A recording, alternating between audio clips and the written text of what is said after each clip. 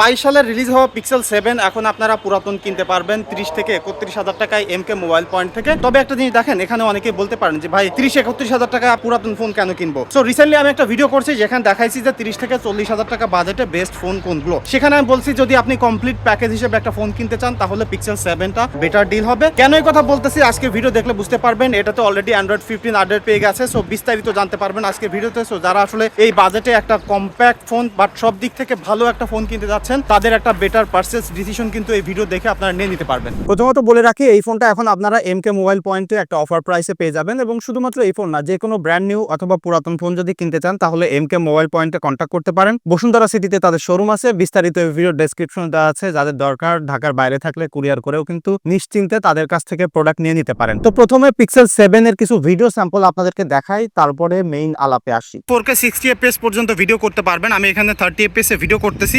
আর যে ভিডিওটা দেখতে পাচ্ছেন দেখেন কত স্টেবল। আমি একটু দৌড়ায় দেখাই, দৌড় দাও।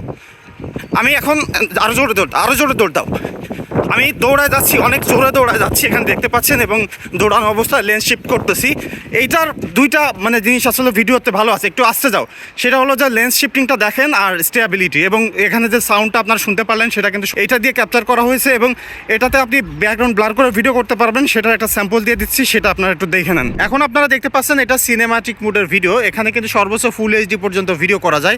আপনারা এজ ডিটেকশনগুলো একটু দেখেন এবং ভিডিও কোয়ালিটিটা একটু দেখেন। যে কারণে আমি সবসময় বলি যে আপনাদের যাদের আসলে এই বাজেট আছে এরকম 30-35,000 টাকা বা সর্বোচ্চ 40,000 টাকা পর্যন্ত, যারা আসলে একটা কমপ্লিট প্যাকেজ কিনতে চান তাদের জন্য এইটা বেটার হবে। বিকজ অন্যান্য ব্র্যান্ড নিউ যেসব ফোনগুলো আছে সেগুলোতে যা অফার করে সেখানে কিন্তু এতটা ভালো দিতে পারে না। আমি বলতেছি না যে এটা বেস্ট, বাট এইটার মতো একদম রিফাইন্ড কোয়ালিটি বা কন্ডিশন কিন্তু আসলে দিতে পারে না। এদিকে ঘুরে আসো। তো যারা মূলত ভিডিওগ্রাফি করতে চান এবং 30-40,000 টাকা বাজেট আছে, আপনি যদি ব্র্যান্ড নিউ এবং পুরাতন ফোনের কথা বলেন তাহলে মোস্ট রিলায়েবল একটা জিনিস এবং কম্প্যাক্ট একটা ফোন হিসেবে এইটাকে আপনি চয়েস করতে পারেন, এবং কন্টেন্ট ক্রিয়েশনের জন্য এটাকে ডেফিনেটলি আপনি যে কোনো ভাবে আসলে ব্যবহার করে ফেলতে পারেন। সেটা তো হোপফুলি ভিডিও স্যাম্পল দেখে আপনারা বুঝতে পারছেন। তো ফটোগ্রাফিতে যদি আসি, এখানে কিন্তু দুইটা মেইনলি সেন্সর ব্যবহার করা হয়েছে। তার মধ্যে একটা হলো 50 মেগাপিক্সেলের মেইন সেন্সর এবং একটা হলো আলট্রা ওয়াইড সেন্সর 12 মেগাপিক্সেলের। সো নর্মালি পিক্সেলের ফটোগ্রাফি স্টাইলটা আমার মনে হয় যে সবাই কম বেশি জানেন। তারপরে একটু বলি, এরা একদম ন্যাচারাল ফটো স্টাইল বা ন্যাচারাল ফটো কালার আপনাকে প্রোভাইড করবে।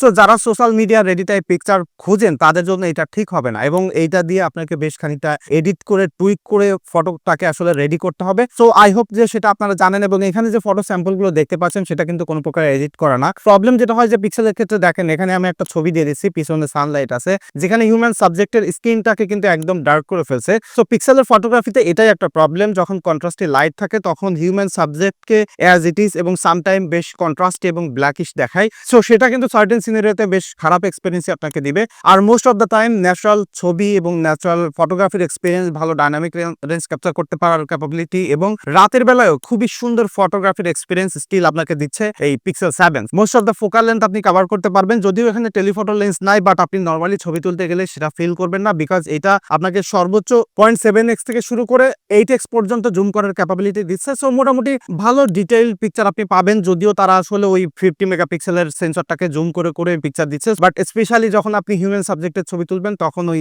স্ক্রিন টোনটা কিন্তু অ্যাজ ইট ইজ থাকে। সো সেটা জেনে বুঝে কিনবেন। এবং এটার পোর্ট্রেটের জন্য কিন্তু মেইন সেন্সরটা ব্যবহার করে, যেটাকে 1x থেকে শুরু করে 5x পর্যন্ত আপনি জুম করে পোর্ট্রেট তুলতে পারবেন। বাট প্রবলেম হলো 2x এর পরে গেলে পোর্ট্রেটের ডিটেইল একদম লস করে। Even most of the time 2x এও কিন্তু ভালো ডিটেইল এটা প্রিজার্ভ করে না। সো আপনি যদি একদম ডিটেইল ছবি তুলতে চান পোর্ট্রেটে, তাহলে আপনি 1x বা 1.5x এটা ছবি তুলতে পারেন। সো পোর্ট্রেটের ক্ষেত্রে পিক্সেলের অ্যালগোরিদম সবসময় অন্য ফোনগুলো থেকে আলাদা। লাইক এটার এজ ডিটেকশন দেখেন, এখনকার সময় আসলে বেস্ট না। ইভেন যদি আপনি পিক্সেল 9 প্রো এক্সেল বা 9 সিরিজেও যান, এই একই রকম এজ ডিটেকশন দেয়। অর্থাৎ এটা সফটওয়্যার প্রসেসিং এর উপরে বেশি ফোকাস করে রাদার দ্যান হার্ডওয়্যার, এবং এখানে আসলে টেলিফটো লেন্স নাই। সো মেইন সেন্সরের ফোকাল লেন্থে পোর্ট্রেট তুলতে পারতেছেন। সো আপনি যদি এই বাজেটে অন্যান্য স্যামসাং এর ফোনে যান বা OnePlus এর ফোনে যান অথবা অন্যান্য ব্র্যান্ডের ফোনে যান, সেখানে কিন্তু ডেডিকেটেড টেলিফটো লেন্স আপনি পাচ্ছেন যেটা দিয়ে পোর্ট্রেট তুলতে পারবেন। সো সেইগুলোর সাথে কম্পেয়ার করলে এটার পোর্ট্রেট বেস্ট নয়। বাট আপনি যদি ওভারঅল কম্পেয়ার করেন তাহলে আমি বলবো এটার পোর্ট্রেটের এক্সপিরিয়েন্স ভালো আছে, এবং আই হোপ যে পিক্সেলের ফটো স্টাইলগুলো আপনারা একটু ভালোভাবে দেখে জেনে বুঝে কিনবেন।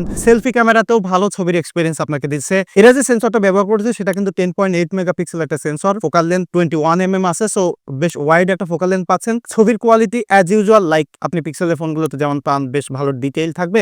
বাট যেটা আমি বলতেছি বারবার সেটা হচ্ছে যে কালারটা আপনারা দেখেন, কালারটা কিন্তু এরকমই থাকে এবং কন্ট্রাস্টি লাইট থাকলে ফেসটা ব্ল্যাক হয়ে যায়। এই জিনিসটা কিন্তু এখন 9 সিরিজেও আছে। সার্টেন সিনারিও বাদে মোস্ট অফ দ্য টাইম এটা ফটোগ্রাফির এক্সপেরিয়েন্স আপনাকে ভালো দিবে এবং ভিডিওগ্রাফির এক্সপেরিয়েন্স তো ভালো আছেই, যেমনটা বললাম। সো একটা ফোন কিনলে তো শুধু ফটোগ্রাফি ভিডিওগ্রাফি নিয়ে আমরা পড়ে থাকবো না, সেটা ডিজাইন ম্যাটার করে, বিল্ড কোয়ালিটি ম্যাটার করে, সফটওয়্যার সাপোর্ট ম্যাটার করে, পারফরমেন্স ম্যাটার করে। সো ডিজাইনে যদি আসি, ডিজাইনটা সবসময় সাবজেক্টিভ হয়, বাট এই ডিজাইনটা আপনারা একটু দেখেন। আমার মনে হয় যে সবারই কম বেশি পিক্সেলের ডিজাইন ভালো লাগে এবং এটা দেখলেই আইডেন্টিফাই করা যায় এটা একটা ইউনিক ডিজাইনের ফোন। এই ফোনটা ব্যবহার করতে গেলে যে বিল্ড কোয়ালিটি এরা দিয়েছে আরো লম্বা সময় ধরে আপনি খুব ভালোভাবে ব্যবহার করতে পারবেন, বিকজ সামনে পিছনে গরিলা গ্লাস ভিক্টাস তারা ব্যবহার করছে, অ্যালুমিনিয়ামের ফ্রেম দিয়েছে এবং যদি পারফরমেন্সে আসে, পিক্সেলের ডিভাইসগুলো সবসময় হার্ডওয়্যার যা থাকুক না কেন, আপনি সবসময় ক্যাজুয়ালি ব্যবহার করতে গেলে একদম স্মুথ একটা এক্সপিরিয়েন্স পাবেন এবং সেটা এই পিক্সেল 7 থেকে পাবেন। এখানে তারা টেনসর G2 চিপসেট ব্যবহার করছে, যেখানে 8GB র্যাম রয়েছে এবং UFS 3.1 এর স্টোরেজ, এবং এখানে অ্যান্ড্রয়েড 15 রান করতেছে। কমপক্ষে 2টা সফটওয়্যার সাপোর্ট আপনি এখানে পাবেন, অর্থাৎ 16, 17 তো পাবেনই, তারপরে 18 পাওয়ারও পসিবিলিটি আছে।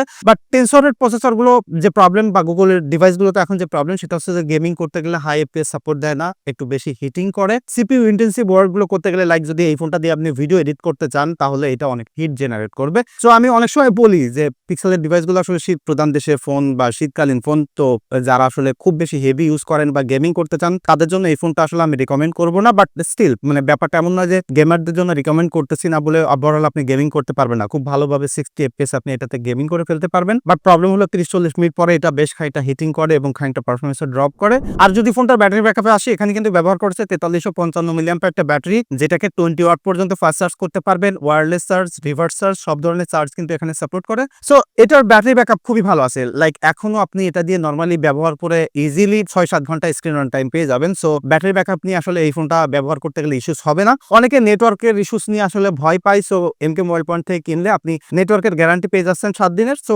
সেটার সলিউশন আই হোপ যে আপনারা পেয়ে গেলেন এবং এখানে যে 6.3 ইঞ্চি ডিসপ্লেটা আছে সেটার এক্সপিরিয়েন্স ভালো, 90 হার্টজ পর্যন্ত রিফ্রেশ রেট যাইতে পারে। হ্যাঁ, ডিসপ্লেতে এখন আসলে নরমালি আমরা ফোনগুলোতে 120 FPS পেয়ে যাই, বাট প্রবলেম হচ্ছে যে 120 FPS থাকার থেকেও বড় ব্যাপার হচ্ছে সেটার ইউটিলাইজেশন। সো এখানে 90 FPS থাকলেও আপনি অপারেটিং সিস্টেম বা চালাইতে গেলে স্মুথনেসটা ভালো পাওয়ার কারণে ঠিকঠাক আছে। আর যে প্রবলেমটা আপনার কাছে মনে হতে পারে যদি আপনি মিডিয়া এনজয় করতে চান, সেক্ষেত্রে ডিসপ্লে চিন বেজেলটা একটু বিগার মনে হতে পারে এবং এটা হওয়াটাই স্বাভাবিক, বিকজ এসব বাজেটের নতুন ফোনগুলোতেও এর থেকে অনেক কম চিন বেজেল দিচ্ছে। সো সেই জায়গাটায় আসলে আপনি এটা ড্রব্যাক বলতে পারেন। লাইক মিডিয়া এনজয় করতে গেলে বা প্রচুর গেমিং করা বাদে আপনি এই ফোনটাকে সব দিক থেকে এখন 30 থেকে 40 হাজার টাকা বাজেটে একটা আইডিয়াল চয়েস বলতে পারেন। আর যদি আপনার কম্প্যাক্ট ফোনের থেকে একটু বিগার ফোন পছন্দ হয় তাহলে কিন্তু এর bigger brother like pixel 7 pro কিন্তু আপনি কিনে ফেলতে পারেন। আর এটা ছিল মূলত আমার এক্সপিরিয়েন্স 2025 সালে। আমার মনে হয় যে এখনো এটা বেস্ট ডিল। আপনারা যারা ব্যবহার করতেছেন তাদের এক্সপিরিয়েন্স কেমন সেটা ডেফিনেটলি কমেন্ট করে জানাতে পারেন। দেখা হচ্ছে আগামীকাল।